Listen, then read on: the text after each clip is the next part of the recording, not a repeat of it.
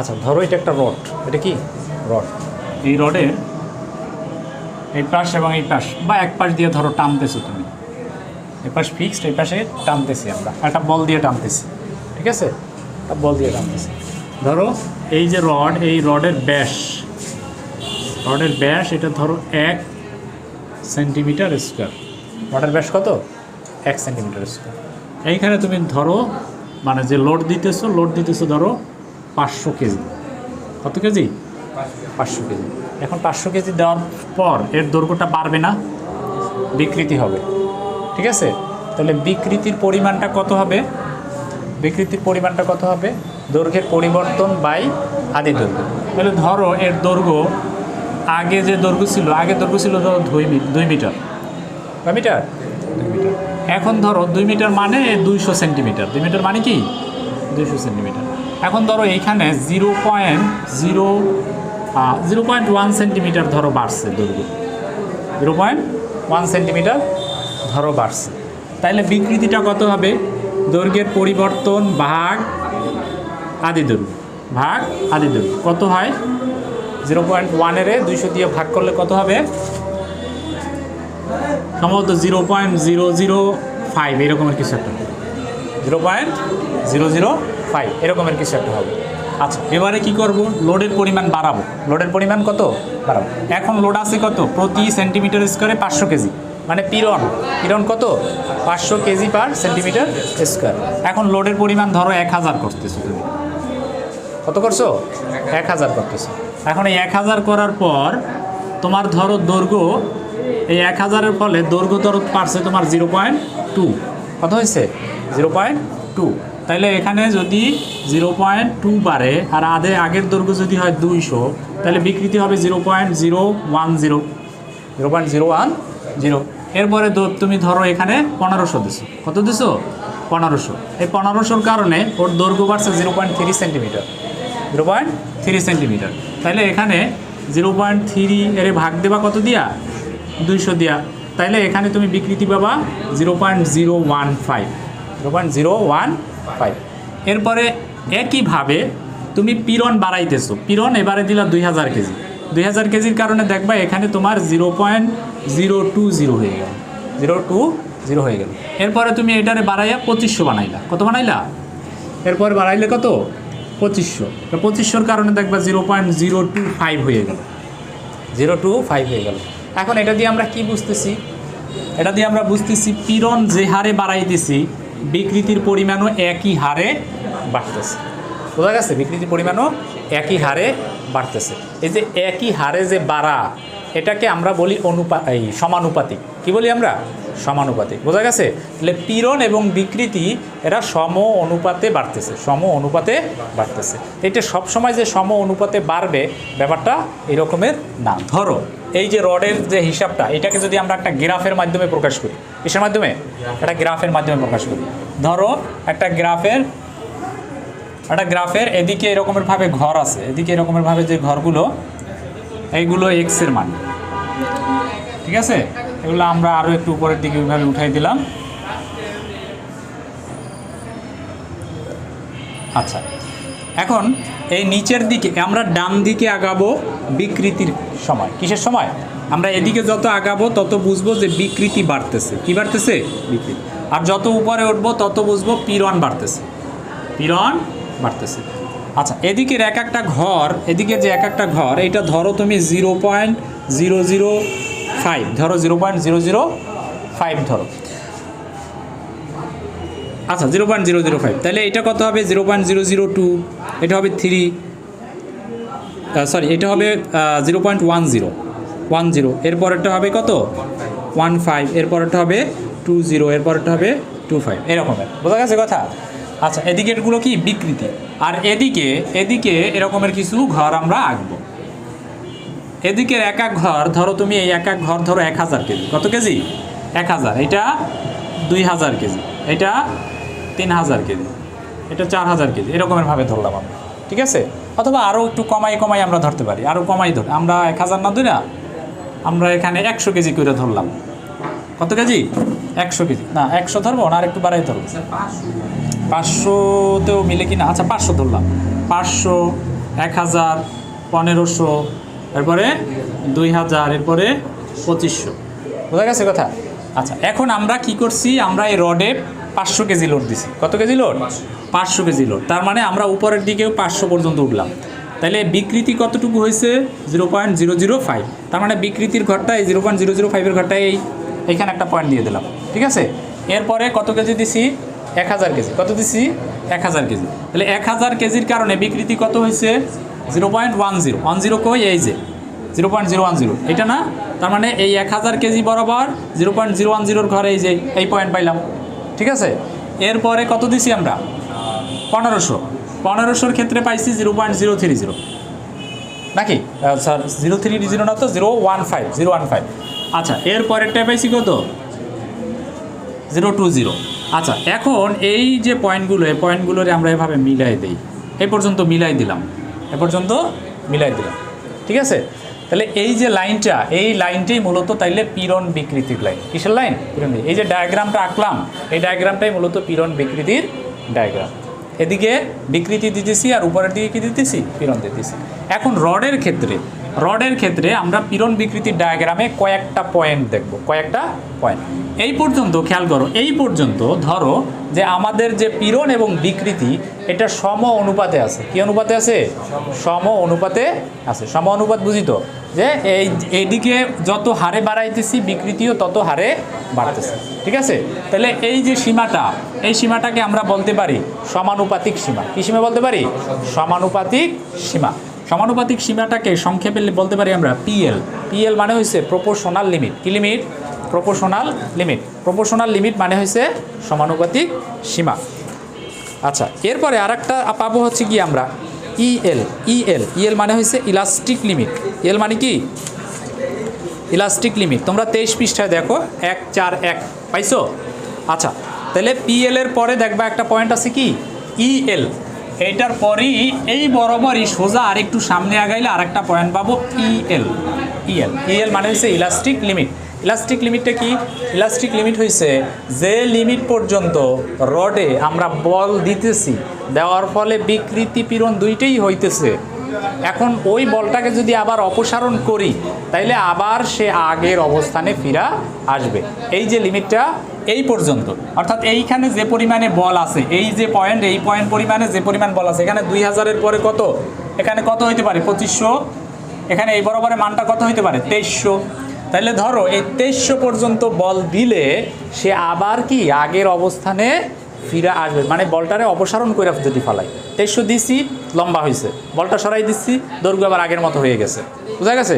তাহলে এই পর্যন্ত মূলত ইলাস্টিক লিমিট হয়ে গেল। এখন বলটাকে অপসারণ করলে আগের অবস্থানে ফিরে আসবে। কিন্তু এখন যদি আর একটুও সামনে আগাই,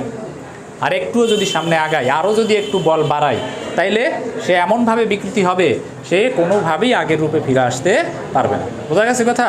তাহলে এই পর্যন্ত এটা হচ্ছে ইলাস্টিক লিমিট, ঠিক আছে? আচ্ছা, এরপরে আরেকটা পয়েন্ট, আরেকটু যদি সামনে আগাই আমরা, এই পর্যন্ত রড মূলত সর্বোচ্চ পরিমাণে বল নিতে পারবে। কি পরিমাণে?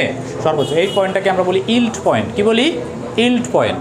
এটা হচ্ছে yield point, YP, yield point, ঠিক আছে? এই ইল্ড পয়েন্টের সর্বোচ্চ। এরপরে লোড যদি নিতেও পারে, আমরা আর লোড দিতে পারবো না, ঠিক আছে? গ্রহণযোগ্য হবে না, সেই লোডটা আর গ্রহণযোগ্য হবে না। ইল্ড পয়েন্টের আবার দুইটা পয়েন্ট পাবো, একটা আপার ইল্ড পয়েন্ট আর একটা লোয়ার ইল্ড পয়েন্ট। এইখান থেকে হঠাৎ করে এই মানে অবস্থাটা এমন দাঁড়ায় যে সর্বোচ্চ পরিমাণে লোড নেওয়ার পরে তার বিকৃতিটা, তুমি যদি লোড নাও বাড়াও, লোড কমাইয়ে দেছো, লোড নিচে নামা মানে কি? এখান থেকে নিচে নামা মানে কি? লোড কমাইয়ে দাও। যত উপরে উঠবা তত কি লোড বাড়তেছে না? আর এখান থেকে কি করছি আমরা?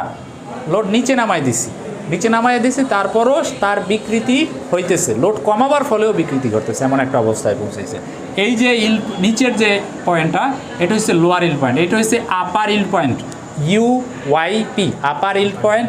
আর এই পয়েন্টটা হচ্ছে লোয়ার ইল্ড পয়েন্ট, ঠিক আছে? মানে এখানে তুমি লোড কমায় দিলেও তার বিকৃতি বাড়বে, এরকমের একটা অবস্থা। বিকৃতি বাড়বে মানে কি? সে সামনের দিকে আগাইছে না, সামান্য পরিমাণের সামনে তো আগাইছে। আচ্ছা, এরপরে তুমি আবার লোড বাড়াইতে পারবা। এখন তুমি আবার লোড বাড়াইতে পারবা, তবে এখন অবস্থাটা এমন হবে তার বিকৃতিটা খুব দ্রুত ঘটতেছে। তুমি লোড খুব বেশি বাড়াইতেছো না, কিন্তু বিকৃতি অনেক দ্রুত ঘটতেছে। ঘটতে এমন একটা পর্যায়ে আইছে যে এইখানে আইসা সে ছিঁড়ে গেছে। কি কী হয়ে গেছে, ছিঁড়ে গেছে। এই পর্যায়ে আইসা রডটা এত লোড দিছি, রড ছিঁড়ে গেছে। ঠিক আছে, তাহলে এই পয়েন্টের নাম হইবে ব্রেকিং পয়েন্ট। কি পয়েন্ট? Breaking point, BP. আর এইখানে দেখো এই ইল পয়েন্টে যে লোড নেছে এইখানে তার চাইতেও বেশি উপরে উঠছে না, এই যে এখানে উপরে একটু কার্ভের মতো হয়েছে না, এখানে কি আরও বেশি লোড নিছে না, এটাকে বলা হয় আলটিমেট পয়েন্ট। কি point? Ultimate point, UP, ultimate point. এই আলটিমেট পয়েন্ট মানে ওখানে সর্বোচ্চ লোড নেছে, কিন্তু ওইখানে যে লোড, ওই লোডটা গ্রহণযোগ্য হবে না, ওই লোডটা গ্রহণযোগ্য হবে না। গ্রহণযোগ্য লোড হয়েছে এই যে আপার ইল্ড পয়েন্ট, এইখানে ইল্ড পয়েন্টে যে লোডটা আছে ওইটা গ্রহণযোগ্য। এবং আমাদের রডের যে শক্তি এটা ডিপেন্ড করে এই ইল্ড পয়েন্টে সে কী পরিমাণে লোড নিতে পারে। এটাই আমরা বাজারে যে রডগুলো পাই ওখানে দেখবা 60 grade rod, 72 grade rod, 40 grade rod. এই রড, এই যে গ্রেড, এই গ্রেড মানে হচ্ছে যে এই পয়েন্টে সে কী পরিমাণে লোড নিতে পারে। বোঝা গেছে কথা? যার বেশি গ্রেড বেশি তার লোড বহন ক্ষমতাও বেশি। আশা করি তোমরা পীড়ন বিকৃতির ডায়াগ্রামটা বুঝছো। তোমরা বইতে যে ডায়াগ্রামটা আছে ওই ডায়াগ্রামটা পাবা, তাইলেই হবে। ঠিক আছে, এখানে আমি জাস্ট বোঝানোর জন্য ডায়াগ্রামটা তোমাদের এই সব দিক করলাম। এবারে তোমরা সবাই দ্বিতীয় অধ্যায়ে চলে যাও। দ্বিতীয় অধ্যায়ের নাম কি?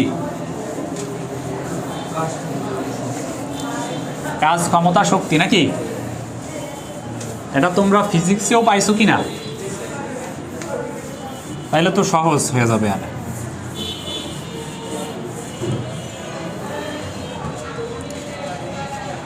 আচ্ছা, তাইলে দেখো কাজ, ক্ষমতা, শক্তির এই অধ্যায়ে আমরা বেশ কিছু সূত্র পড়ব। হ্যাঁ, বেশ কিছু সূত্র পড়ব। এখানে মূলত আমরা কাজ নিয়ে আলোচনা করব, বেশিরভাগ ক্ষেত্রে কাজ নিয়ে আলোচনা করব, যে কাজ কিভাবে হয়। আমরা জানি কোনো বস্তুর উপর বল প্রয়োগ করলে যদি বস্তুটার স্মরণ হয়, যদি বস্তুটা কী হয়, সরে যায়। যেমন এই যে ডাস্টারটা, এটা আমরা বল প্রয়োগ করতেছি, আমি এই পাশ থেকে ঠেলা দিতেছি, সে সরে যেতেছে, এখানে একটা কাজ হইতেছে। এখানে কী হইতেছে? কাজ হইতেছে। অর্থাৎ কোনো ভারী বস্তু, ওজন আছে এরকমের একটা বস্তুরে যদি আমরা কী দেই, বল প্রয়োগ করি, তাহলে যদি তার স্মরণ হয়, এই স্মরণটাই মানে এখানেই একটা কাজ হইলো। তাহলে ধরো এই একটা বস্তু, এই বস্তুটার একটা নির্দিষ্ট একটা ওজন আছে। ঠিক আছে, তাহলে ওরে আমরা এই পাশ থেকে একটা বল প্রয়োগ করলাম, এই বলের মান হইল এফ, এবং সে ধরো এখানে এস দূরত্ব অতিক্রম করলো বল প্রয়োগ করার পরে, তাহলে এখানে কাজের পরিমাণ হবে এফ ইন্টু এস। এটা তোমরা সবাই জানো না? এটা তো অনুভূমিকভাবে সরাইলে। এখন একটা বস্তুরে অনুভূমিকভাবে না সরাও নাই, তুমি নিচ থেকে উপরে তুলছো, নিচ থেকে উপরে, ধরো এই ডাস্টারটা নিচে ছিল, নিচ থেকে আমরা উপরের দিকে উঠাইছি, তাইলে এখানেও তো কাজ হয়েছে না? এখানেও কাজ হয়েছে। এইখানকার যে কাজের পরিমাণ, এই কাজের পরিমাণটা বের করতে হলে আমাদেরকে কী করতে হবে? আমাদেরকে কয়েকটা জিনিস এখানে একটু দেখতে হবে। দেখো এইখান থেকে এই বস্তুটারে তুমি এইখানে উঠায় নিয়ে আসলা, এই উচ্চতায় উঠাইছো। কি উচ্চতায় উঠাইছো? এই উচ্চতায়। এবং এইখানে ধরো, এইখানে এই যে বস্তুটা, এই বস্তুটার ওজন ধরো ডাব্লু অথবা এম, এই এমটারে কোন উচ্চতায় উঠাইছো? এই উচ্চতায় উঠাইছো। তাহলে এইখানে যে কাজটা হয়েছে, কাজটার পরিমাণ কত হবে? তাইলে এখানে হবে এম ইন্টু এইচ, এই একটা কাজ হয়েছে। পাশাপাশি এখানে আরও একটা জিনিস ঘটছে। কি ঘটছে জানো? এখানে আরও একটা, আমরা কিন্তু এইটাকে নিচের দিকে যেহেতু উঠাইছি, আমরা অভিকর্ষ স্তরণের বিরুদ্ধে কাজ করতেছি, এই জন্য এখানে একটা জিও গুণ হয়। কি গুণ হয়? জি, এম জি এইচ। কখন জি গুণ হবে, কখন হবে না, এটা আমরা পরে আলোচনা করব। আচ্ছা, তাহলে এই যে নিচ থেকে উপরের দিকে উঠাইলাম, এখানে একটা কাজ হইলো। আরও একভাবে কাজ হইতে পারে, সেটা হচ্ছে ঘূর্ণনের কারণে। কিসের কারণে? এই যে ফ্যানটা ঘুরতেছে না, ফ্যান ঘুরতেছে, এখানেও একটা কী হইতেছে? কাজ হইতেছে। এই যে কাজটা, এই কাজটাকে আমরা বলি টর্ক। কি বলি? টর্ক বলি।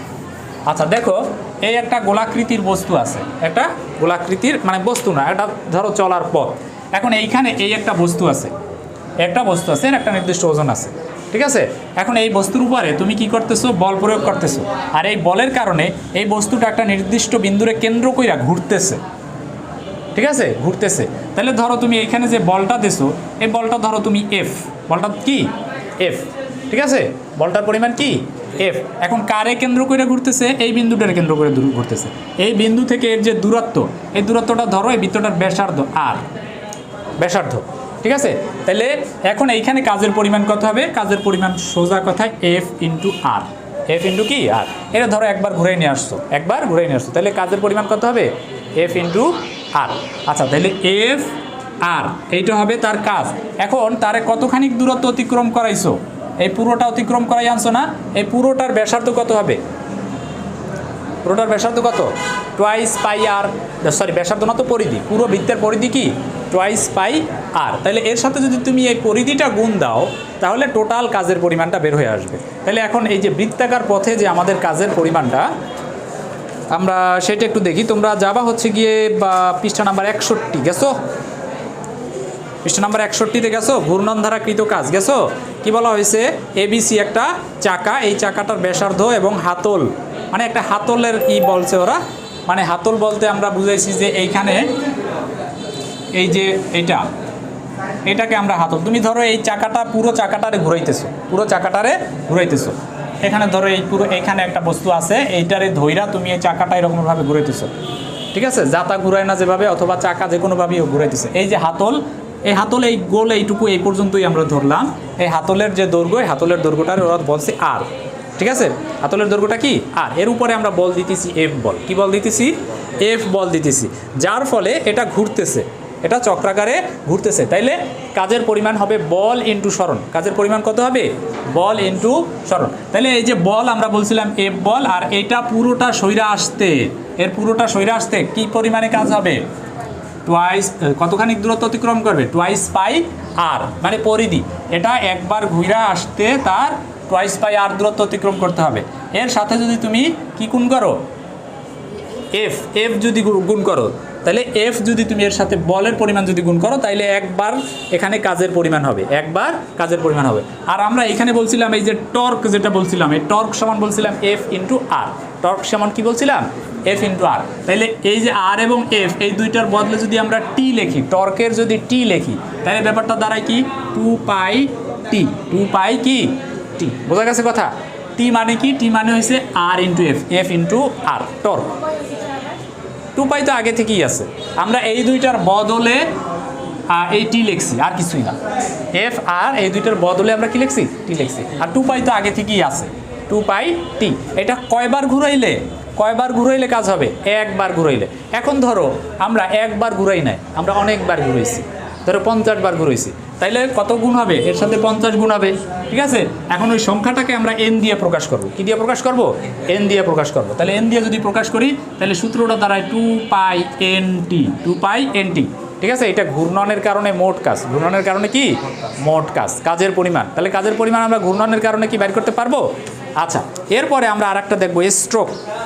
পানির কল চাপছো কোনো সময়, হ্যান্ড পাম্প চাপছো, আচ্ছা, ওই হ্যান্ড পাম্প চাপলে বা ওই ধরনের কোনো কাজ যদি আমরা করি, সিলিন্ডার, ইঞ্জিনের ভিতরে সিলিন্ডার থাকে জানো, ইঞ্জিনের ভিতরে সিলিন্ডার থাকে জানো, যে কোনো ইঞ্জিনে, মোটরসাইকেলের ইঞ্জিন বলো বা বড় যে কোনো ইঞ্জিনই বলো না কেন, ওর মধ্যে সিলিন্ডার থাকে। তোমরা লংসে যাতায়াত করছো না, ঢাকা বরিশাল লংসে, ইঞ্জিনের আশেপাশে গেছো, ইঞ্জিনের আশেপাশে গেলে দেখবা ওই একটা জিনিস আপ ডাউন করে, ঠিক আছে। খোলা ইঞ্জিন যেগুলো আছে, যেগুলো আটকানো সেগুলো আলাদা, আপ ডাউন মানে এই সিলিন্ডারটা উপরে ওঠে আবার নিচে নামে, উপরে ওঠে আবার নিচে নামে, এর কারণে কাজ হয়, কি হয়, কাজ হয়।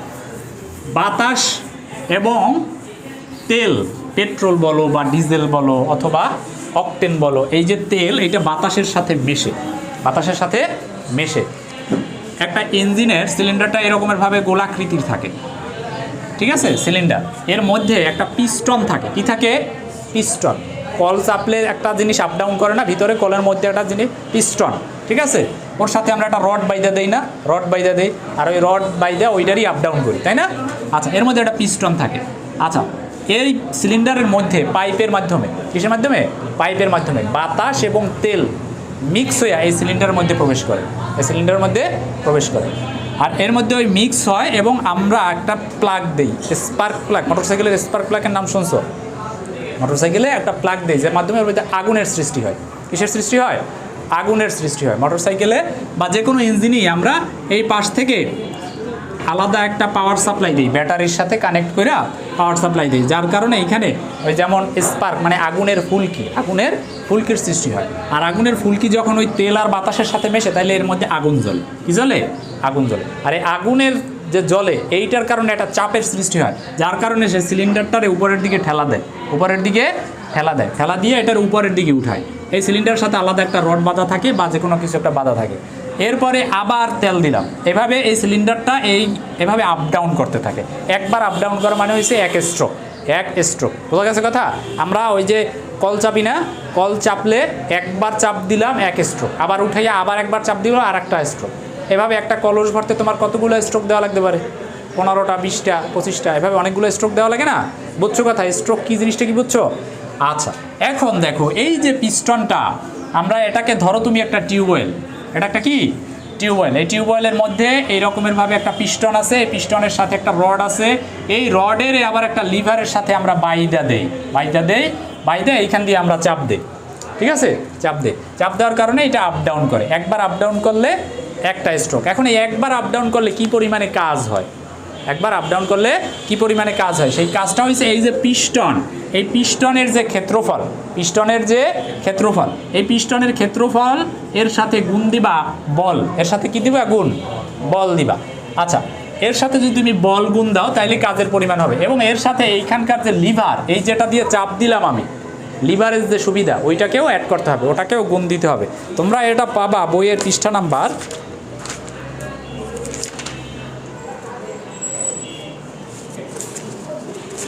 এটা আরও আগে পিছনে হয়তো বা,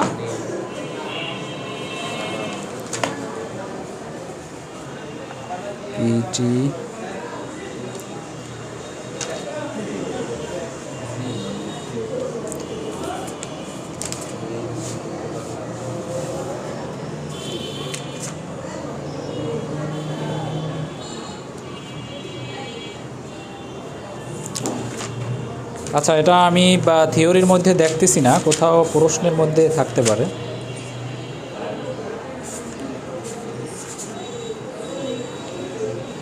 প্রশ্নের মধ্যে আমি দেখতেছি না। আচ্ছা একটু মাথায় রাখো, এই যে কাজের পরিমাণ হবে এ, বলছি না এ মানে এটার ক্ষেত্রফল, এর সাথে গুণ দেবো আমরা কি পরিমাণে বল দিতেছি, সেই বলের পরিমাণ হবে পি। আর এই যে এইখান থেকে আমরা এই যে লিভারেজ যেটা দিয়ে চাপ দিতেছি, এর যে দৈর্ঘ্য, এর দৈর্ঘ্যটা এল, এর দৈর্ঘ্যটা কি এল, সেই এলটাও এর সাথে গুণ হবে এল, ঠিক আছে? তাইলে কাজের পরিমাণ, টোটাল কাজের পরিমাণ কত হইলো? পি এল এ বা এ পি এল যাই বলো না কেন। এখন একবার যদি চাপ দাও তাহলে এই পরিমাণ কাজ হলো।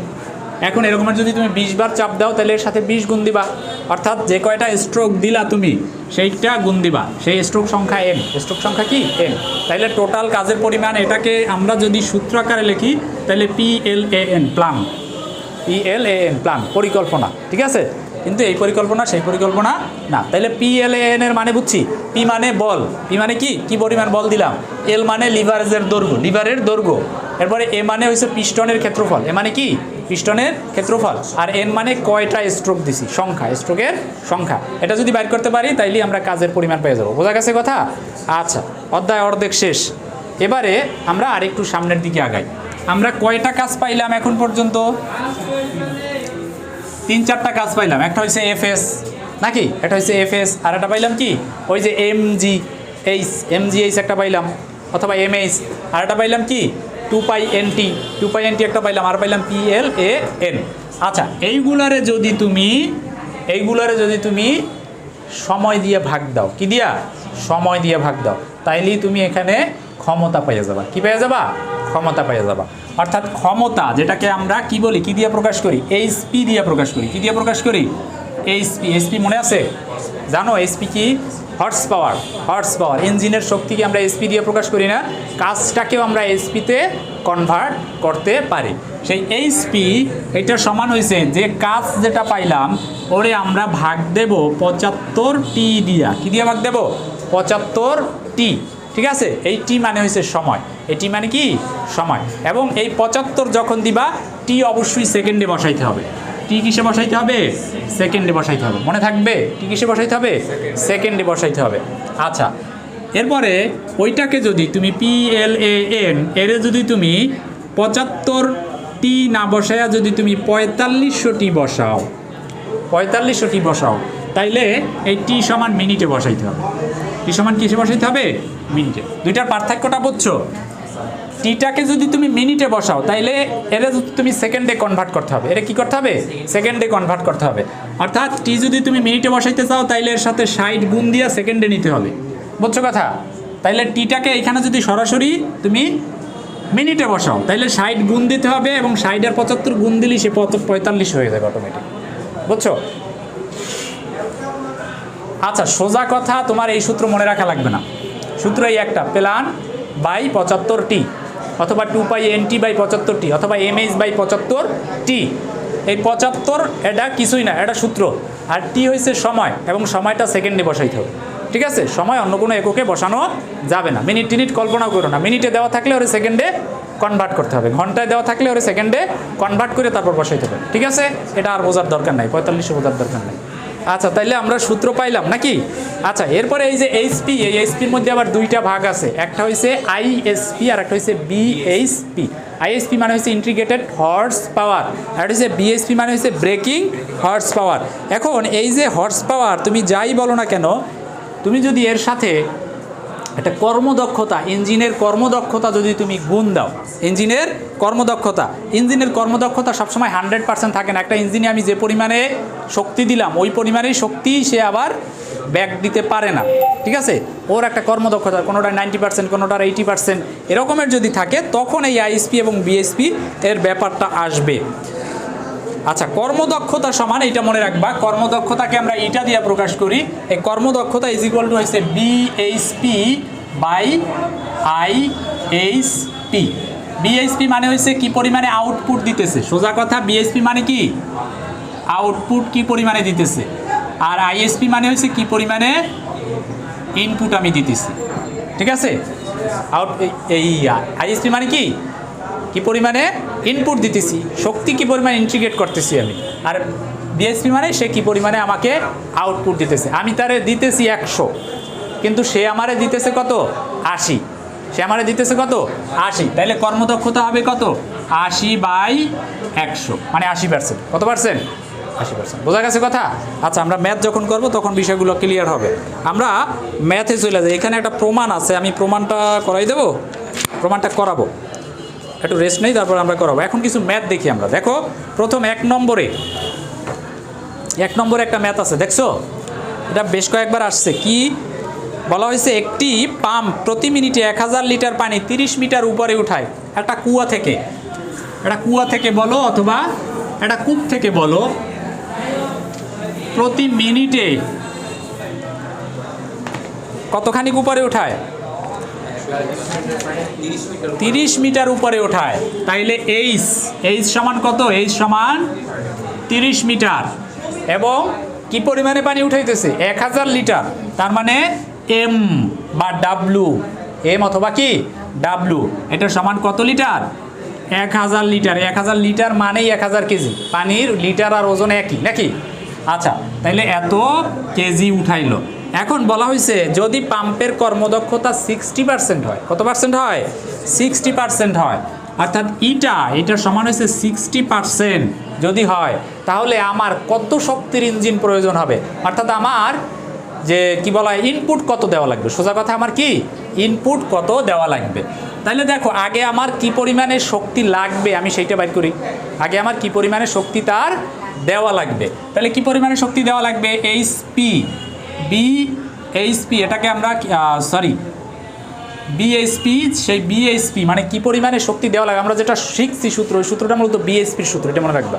যে সূত্রগুলো একটু আগে শিখলাম 75টি দিয়া যে ভাগ দিয়া যে সূত্রটা আসলে এইচপি, ওটা বিএইচপির সূত্র। তাহলে বিএইচপি এটা সমান কি হবে, এমএইচ বাই কত, 75t, এমএইচ বাই কি 75t।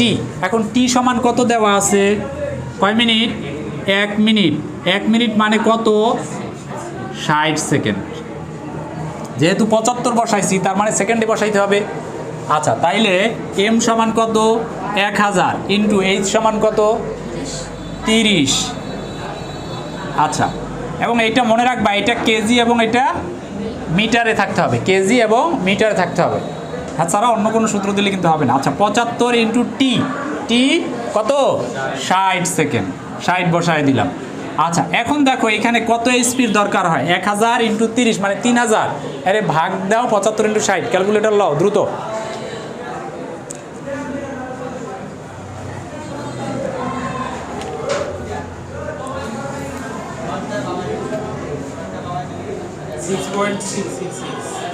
আচ্ছা, তাইলে 6.666 এত পরিমাণে আমার কি লাগবে, এত পরিমাণে এইচপির আমার ইঞ্জিন লাগবে। মানে এত পরিমাণে আমার আউটপুটই দেওয়া লাগবে। তাহলে এত পরিমাণ যদি আউটপুট দেয় তাহলে ইনপুট কত হবে আমার? তাহলে কি ইনপুট কত দিতে হবে? অর্থাৎ আমরা জানি একটু আগে যেটা দেখলাম যে ইটা সমান কি ছিল? BHP/IHP। তাইলে ইটা সমান কত পার্সেন্ট পাইছি? 60%। 60% মানে কি 60/100। 60% মানে কি 60/100। তার মানে আমরা লিখতে পারি 0.66 ইকুয়াল টু BHP কত? 6.666 ভাগ IHP। এই IHPটাই আমরা বাইর করতে চাই। তাহলে IHP বাইর করতে হলে কি করতে হবে? এইটাকে এই পাশে নিয়ে যেতে হবে নাকি? এটাকে এই পাশে নিয়ে যেতে হবে। অর্থাৎ খেয়াল করো, এই 100-রে তুমি 66-রে 100 দিয়ে ভাগ দাও। এইটারে পার্সেন্টই কোনটা? 66 না তো, ও তো ঠিকই আছে, ও লাইনই আছে। 60 হবে। এটার সমান কত পার্সেন্ট? 60। এটা 0.60। আচ্ছা, এখন দেখো এই IHPটার এই পাশে নিয়ে আসি আর এইটারে এই পাশে নিয়ে যাই, তাহলে কত হয়? 666। আমরা এখানে লিখতে হবে আমাদের IHP ইকুয়াল টু 6.666 ভাগ 0.60। তাহলে দেখো কত হয় ভাগ দিলে? ঠিক আছে, মিলছে না? এখানে তো আমার মনে হয় মিলবে না। হ্যাঁ, মিলবে 11.11 এত HP। এখন এটা আমি বইতে যেভাবে করছে চাইলে আমি এইভাবে করতে পারতাম, কিন্তু এইভাবে করলে তোমরা মূল জিনিসটা বুঝতা না। ঠিক আছে, তাহলে মূল জিনিসটা কি? আসলে আমরা যে সূত্র দিয়ে যেটা বাইর করব, আমরা যে সূত্র কটা শিখছি ওগুলো মূলত BHP বাইর করার সূত্র। ঠিক আছে, আর IHP বাইর করতে হলে এইটার মধ্যে ফালাইতে হবে, এটার মধ্যে ফালাই IHP বাইর করতে হবে। কখনো কখনো কর্মদক্ষতা উল্লেখ করে না, সেক্ষেত্রে কর্মদক্ষতার ঝামেলা করার দরকার নাই। তোমরা দেখো, নিজে চেষ্টা করো, 1 2 3 আছে না? আছে, এটা তোমরা করবা, নিজে চেষ্টা করবা। হ্যাঁ, আচ্ছা, এরপরে 2 নম্বর উদাহরণটা একটু দেখো সবাই। 2 নম্বর উদাহরণে কি বলা হয়েছে? যে একটি ইঞ্জিনের সিলিন্ডারের ব্যাস 25 সেন্টিমিটার। এবার ঘূর্ণন শক্তিতে চলে আসছি আমরা। একটি ইঞ্জিনের সিলিন্ডারের ব্যাস কত? 25 সেন্টিমিটার। স্ট্রোক দৈর্ঘ্য হচ্ছে, মানে ওই যেটা আমি বলছিলাম লিভার, ওই স্ট্রোক দৈর্ঘ্য কত?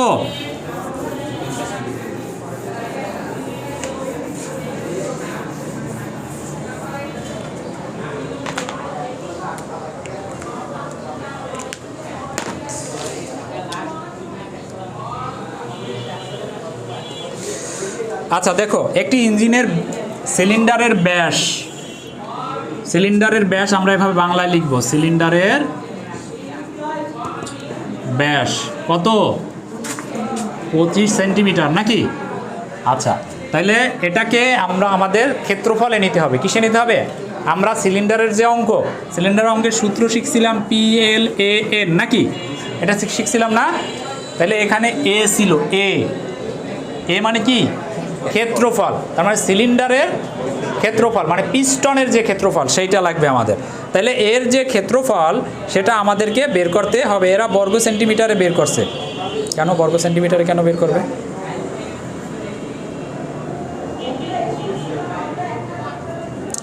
ব্যাস 25 সেন্টিমিটার, দৈর্ঘ্য দেওয়া আছে 50 সেন্টিমিটার। ইঞ্জিনটি প্রতি মিনিটে কতবার ঘোরে? 250 বার ঘোরে এবং গড় কার্যকরী চাপ হচ্ছে 4.5 কেজি পার সেন্টিমিটার স্কোয়ার। আচ্ছা, 4.5 কেজি পার সেন্টিমিটার স্কোয়ার। এরপরে বলা হয়েছে যে এর IHP কত হবে সেটা বাইর করতে বলছে। এখানে একটু কাহিনী আছে। কাহিনীটা কি? ওরা সরাসরি কি পরিমাণে বল দিতেছি ওই বলটা উল্লেখ করে না। হ্যাঁ, তোমার মাথায় ঢুকতেছে না? কি ঢুকতেছে না? আমরা তো শুরুই করি না।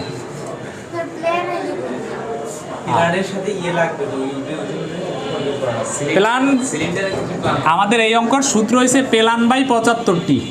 বুঝছ কথা? প্লান/75টি। এই সূত্র কি নতুন? এটা তো আমরা একটু আগে দেখে আসলাম না, PLAN/75T। এখন এর মধ্যে এ আছে, ক্ষেত্রফল আছে, সুতরাং ওই ব্যাসে রাখলে হবে না, ওরে ক্ষেত্রফলে কনভার্ট করতে হবে। আচ্ছা, এখন যখন আমরা এর ক্ষেত্রফলে নিয়ে যাব, একটা পিস্টন এইরকমের ভাবে আছে, এখন বলা হয়েছে এর উপরে সরাসরি যে লোডটা সেইটা পি, কিন্তু সরাসরি ওরা লোড বলে দেয় না, ওরা বলছে প্রতি সেন্টিমিটার স্কোয়ারে কি পরিমাণে বল পড়বে সেটা বলছে। তাহলে প্রতি সেন্টিমিটার স্কোয়ারে বল বলছে কত কেজি? 4.5 কেজি। গড় কার্যকরী চাপ আছে একটা, দেখছো লেখা আছে, গড় কার্যকরী চাপ লেখা আছে না?